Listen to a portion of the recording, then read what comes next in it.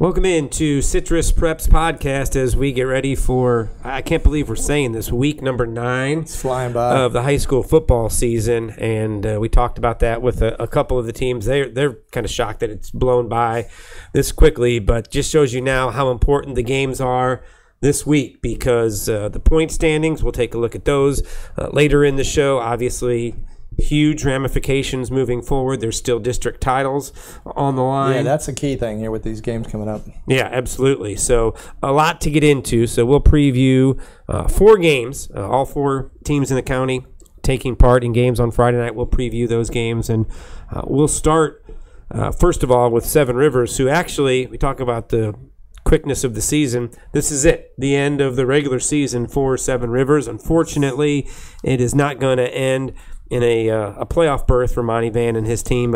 A tough loss last week at Ocala Christian Academy as they fell by a point, and this week they go on the road down south to take on Canterbury, and it's just been started off with the win. It's just been a struggle since then for the Warriors. Yeah, you got to recognize new coach coming in, after all the success they had earlier, and Monty Van trying to get the players out there and getting the total players, the numbers out there to be able to compete.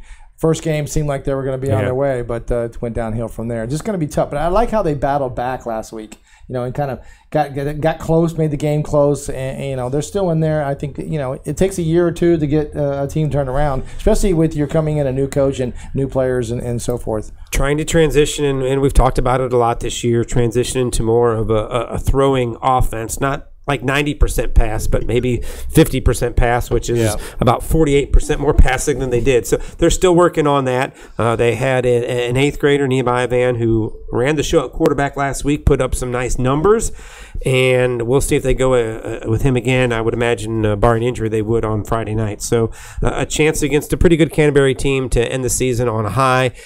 Even without that, this is a young team moving forward, and I think Coach Van feels like, the lumps they take this year are only going to help them come next year. That's the only thing you can say out of this season. You just got to learn from what you did or didn't do right during the season. Monty Van will go into the offseason and, to make some changes and hopefully pick up some players. And, and this is, in this day and age now with high school, people can transfer anywhere they want. So there's a lot of ways that they can go on this. Well, it's for every school in our area, but Seven Rivers in particular, it is a numbers game. It is. They've been fighting it, even when they've put together 8-1 seasons, they've been fighting the numbers game. And I think, Coach Van talked about that way back in the beginning of August. I got to recruit the hallways. I got to go out there and get the kids that are in the school. Don't worry about who's not here. Worry about who's here. So that'll be the first thing I'm sure Coach Van and his staff do as they head into the offseason. The games this week, a couple of district contests. We'll get to those in a minute. We'll start with the non-district game. Crystal River travels to South Sumter. A fun football game. I talked to Coach Lowry afterwards, and he talked about, and you probably can even talk about it, Mike, a bit of a rivalry, even though not in a district. 2 big-name schools in this part of Florida that have had a lot of success on the football field. So when you just say those 2 names, it's a nice non-district game that's still going to have the intensity of a rivalry. Oh, it's big time. I mean, you go to South Sumter, and they're just into it. And the same thing with Crystal River. You've seen the games that we've telecast from Crystal River. They are very into the game. They've got a big following. Their fans are really, really rabid, and so are South Sumter. So the issue for that is that, how do you want to come out? South Sumter 4-4, averaging about 300 yards a game, similar to what Crystal River is. But is this a letdown game for Crystal River? Do they come out, because they know it's not a district contest. They've got one coming up next week. They're kind of in, but they're not in. But I'm sure Coach Cliff Lowry have them, tuning on all cylinders right there. Yeah, we'll talk about that in a minute because, he mentioned it as well. It becomes an important game just like a district game because as we talk about the point standings, Crystal River, as I've said before, I believe looking at the numbers and comparing them to last year and moving forward, they win their last 2, they're in the playoffs. Either as a district champ, which they probably need some help, and I don't think that will happen, or they're going to be a wild card team. I don't think there's any question if they win their next 2, they're one of the 4 wild card teams in that region. So, it's South Sumter, and it is a playoff play-in game for them. You win this, you win next week, you're in the playoffs. You lose this game, and all of a sudden, you start letting some other teams from the other districts creep up on you, in the and point feel like stand. they can get in and make some changes so it's here. huge, and I think maybe it helps that it's South Sumter. What if I don't know, maybe if they were going down south to play Hudson or somebody like that. True. But South Sumter, it helps, and I think his kids realize that this is all about trying to get a win and make the playoffs. And we talked to them about how much fun it is to go up against South Sumter in what is really a rivalry game. South Sumter and Crystal River is a rivalry that I grew up on as even prior to my being a player there, and then certainly as a player, and I followed that rivalry my whole career. It's two football programs who you're going to get great effort, you're going to get excellent coaching, and it's just going to be two football teams who are going to leave it all out on the field. It's from a fan's point of view, it's a great rivalry to witness in person. They're a good team, and I think we've gained a lot of respect this season. Getting that win will give us more respect, but we got to come out, prepare. They're a good team. We got to gain that respect. Gain some respect, and I think they've got plenty of respect. 7-1, 4-1 in district play. I think they'll get the best from South Sumter. Now, I hate comparing scores. I don't like that, but Crystal River does own a win over Dunellen. Dunellen handled South Sumter relatively easily. For my money, if Crystal River goes out there and plays like they have the last couple weeks defensively, dominates, and the offense does what they do, they shouldn't have a problem. But you have to be careful. You obviously do not want to overlook them at all. That's the letdown, I'm afraid, that may or may not happen. And hopefully Coach Cliff Lowry's got them going on all cylinders, like I said. But you never know what the high school's mentality when they come in and they're saying, okay, this is no big deal. But like he said, South Sumter is a big rival. I mean, when we were playing, it was one of the bigger schools that we would go out of county to play. And you would always have a rivalry with them. And it'll be a great crowd. It's a great atmosphere huge. At South Sumter. It's a beautiful facility to go and play in a game. So I think that will help. And as I said, this is a senior-dominated football team, 11 of them for Crystal River. They realize that we got a story up on YouTube where they're talking about how there's only 2 weeks left. We're guaranteed 2 more games. So I think the seniors and the leadership group on that team gets it, and I would be shocked if they have a letdown on Friday night. I think that they will come out like they've done the last couple weeks, take care of business early, and you just can't let South Sumter hang around. Not at all. That's still a young football team building, I think, for next year. They've had a lot of freshmen and sophomores play last year, and they're getting a little older, but you don't want them to get a little better in this game. Right. So I also want to throw out some kudos to DeAndre Parker. Got an offer from Warner University. Yeah, he's got a couple of other ones I've seen, and those will keep coming in for him. Yeah. The one thing that you love to see, I think, which is going to help him, he's a good kid, and a good fully student. Qualified. So, yeah, the offers will continue to come for him. That is a non-district game, as we said. District games coming up on Friday night. Our game of the week will take place down at Weeki Wachee High School. We'll go down to the Hornets' Nest as Weeki Wachee hosts Lecanto. For both these teams, it offers a game in which they have to feel like if we play our best, we can win the football game. Yes. And Lecanto, of course, had the essential hurricane bye last week. It's going to be busy schedule after this, but they've had the better part of a week and a half to prepare for Weeki Wachee and their quarterback, who puts up a ton of yards through the air. Yeah, and as you said, Lecanto has a chance here to put another district win in their pocket, and that's always a good thing for Coach Harper to make sure his kids know, hey, this is a district win, it's a district game. Weeki Wachee, though, again, in the air, they've got to watch that. Kid's not a big arm kid, from what you said. It's more of a small arm, dink and dunk, that kind of stuff. But we saw Citrus slow them down considerably. We saw Hernando blow them out. But then we saw them play Nature Coast within 2 scores. Yeah. So I think you've got a team that, you see the high side of Weeki Wachee, and then you see, what you can do to them if you take away kind of that throwing game, and we'll see. For Greg Harper and his group, it's an opportunity for them to pick up a win, as Mike said, a district win, and they're still playing for their seniors and a winning season. Oh, no, there's a lot of football left to be played, like you said, and we can still have a winning season. So that's what we're looking forward to, and we're pushing for. So a lot of football left to play. Well, it's just adversity. We got to just get through it. That's what winners do. You just got to get through the adversity. whatever you can do to win. So, yeah. The season isn't ended. We're not going to stop working until the season isn't ended. We're going to keep fighting for all these seniors and all that, and we can still make this a great season. Just Nature Coast, Citrus, all of them. We can win all those if we put our mind to it. And it starts with Weeki Wachee on Friday night. 1-2 in district play for the Hornets. I mean, for the Panthers, 1-3 for the Hornets, 2-4 for the Canto. A chance to get to 3-4 on the season, getting ready for Citrus. And then obviously Nature Coast as well. So as they said, there's an opportunity for a winning season for them. And considering what Lecanto went through last year and the tough stretch, Coach Harper talked about, this is a group that should mature this year. Sure. They played a lot of sophomores last year who are juniors.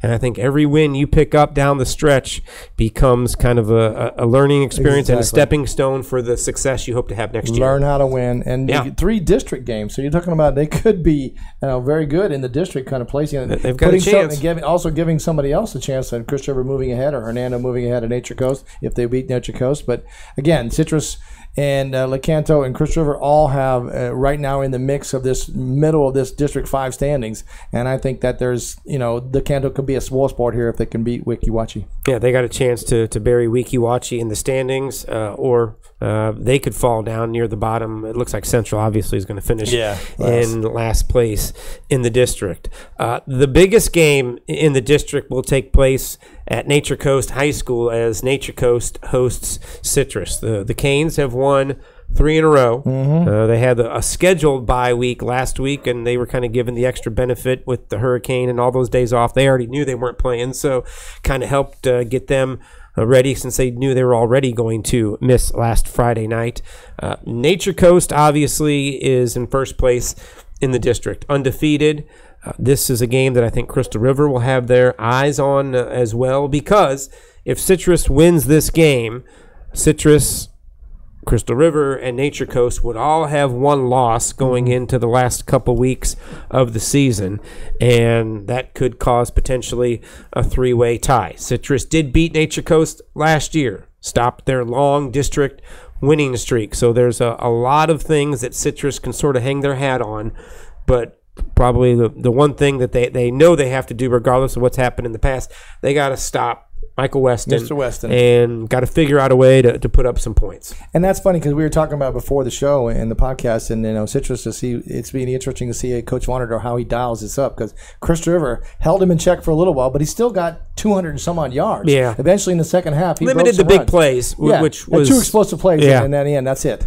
That's what I think that they're going to have to do. Now, Citrus defense is pretty stout. They've been playing really well. They blitz a lot on the inside, and they hit the gaps. And I think that's what's going to happen. You're going to have to look on the edge and see if that Nature Coast can get to the edge, and they may mix it up again. They did that with Chris River, taking Weston out and putting the other back in there. So we'll see what happens. During this winning streak, and I think you can even go back to the game against Crystal River for Citrus, they did a good job of shutting down Crystal River offensively. It just was one big play in the second half, really got things kick-started. Remember, there was a defensive score for Crystal River.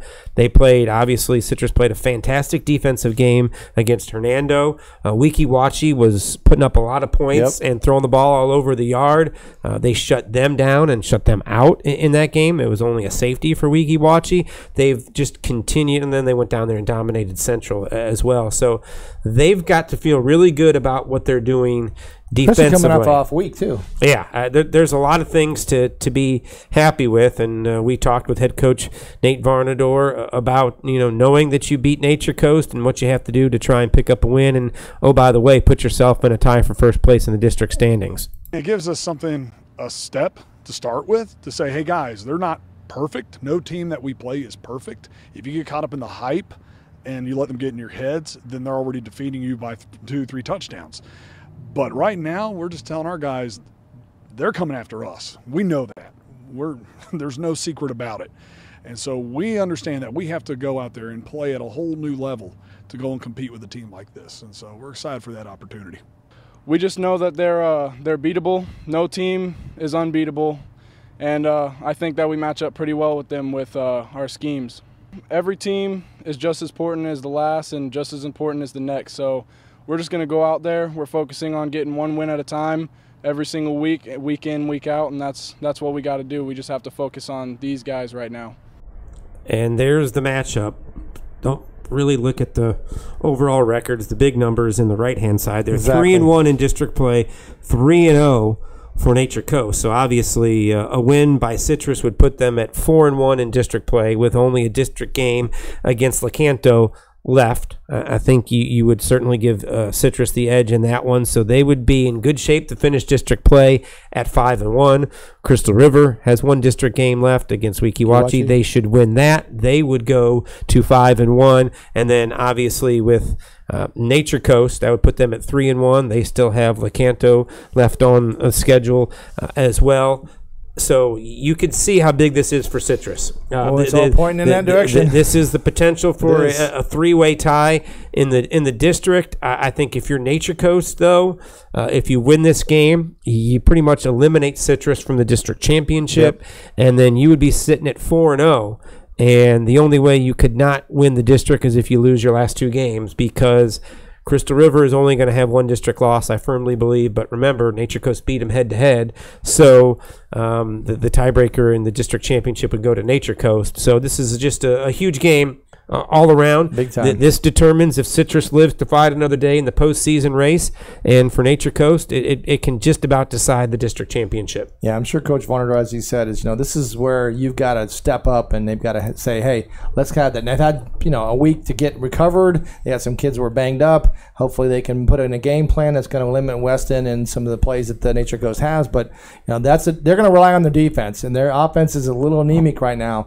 And the defense is going to have to step up, stop them, and then hopefully get some turnovers that they can put some short yardage fieldage and get the touchdowns. Yeah, come up with some defensive plays. We saw that Nature Coast offense bogged down against Crystal River, and I think turnover. And I think Citrus feels like that they can match up physically with Nature Coast, and if they do, they'll have an opportunity. So those are the four games coming up on Friday night. We mentioned the postseason and what it means, and I will not bash the FHSAA, but here's the latest power rankings, and you'll see there are a couple mistakes that we'll kind of talk you through. Menendez is number 1 in the power rankings, but don't pay any attention to that because they already have a district loss to Baker County. Baker County probably going to win that district. So for all intents and purposes, Zephyr Hills right now is really the number 1 team in the point standings, followed by North Marion. You see the mistake there. North Marion should be ahead of Nature Coast because they've got 39.43. So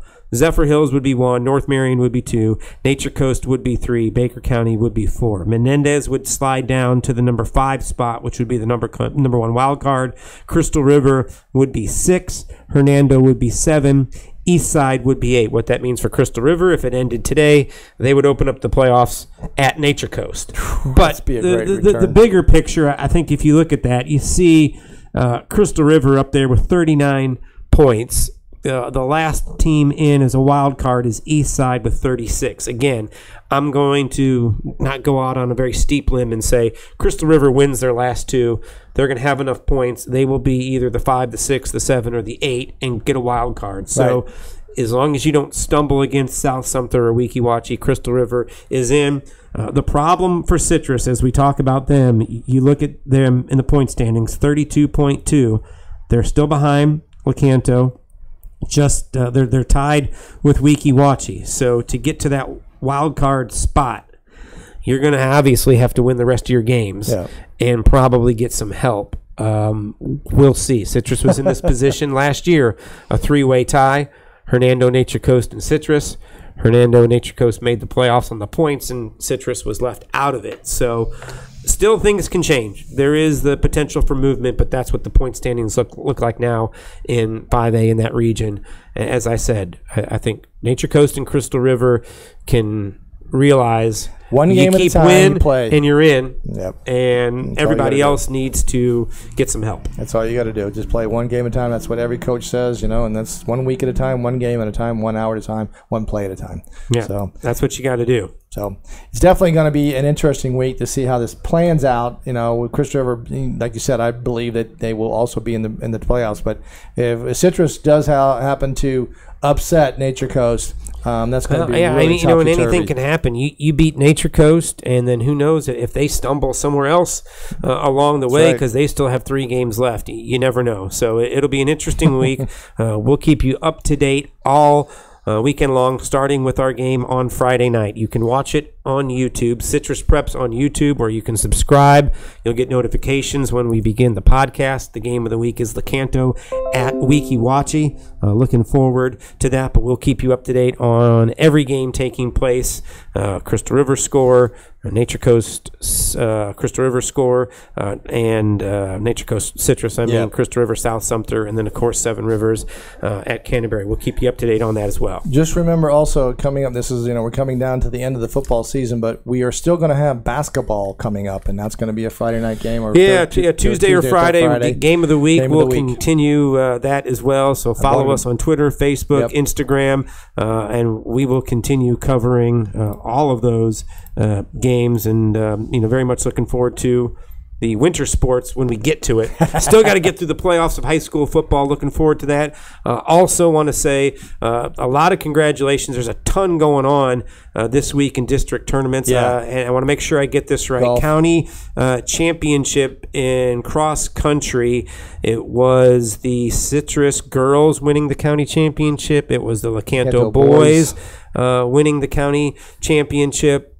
Golf, the Lecanto girls win their district, move on to regionals. I believe there's 2 young ladies, I could be wrong, from Citrus also qualifying for the regionals, and a handful of boys in the district tournament from Crystal River, Citrus, Stukes. And Lecanto.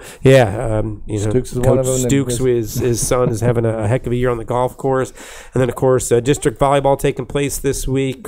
Citrus beat Lecanto in the quarterfinals, but they lost in the semifinals to Nature Coast last night. So volleyball for our 3 girls teams in that district have come to an end. But Seven Rivers Christian will play St. John in the district championship game on Friday, and they're positioned to make it to the state playoffs. So congratulations to them. Hopefully we'll be hearing more from them. Hopefully next week we can get out and talk to them and get ready for that. So a lot going on, and it will continue to go on as we get ready to close out the fall sports schedule, but still 3 weeks, even though we don't know what's going on in the playoffs, 3 more weeks of games, and then we get into hopefully the state playoffs. There you go. A lot of fun. Looking forward to it. Friday night on YouTube is where you can check us out as we get ready to do our game of the week. It is Lecanto taking on Weeki Wachee. That'll do it for our podcast for this week. Tune in on Friday night for our high school football game of the week, and we'll be back here again coming up on next Wednesday afternoon. Have a good one.